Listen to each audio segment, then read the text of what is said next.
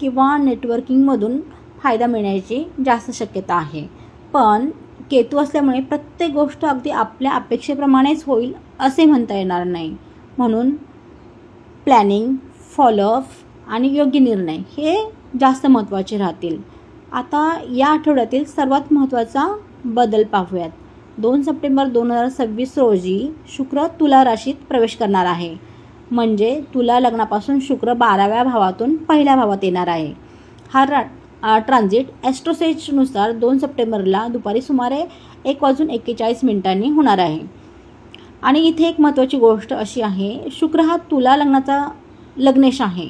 त्यामुळे 2 सप्टेंबरनंतर personality, confidence, ॲपिरियन्स, relationships आणि social interaction या विषयांना अधिक महत्त्व मिळू शकते. स्वतःकडे पाहण्याचा दृष्टिकोन सकारात्मक होऊ शकतो. नात्यामध्ये संवाद सुधारण्याची संधी मिळू शकते. म्हणून या आठवड्यात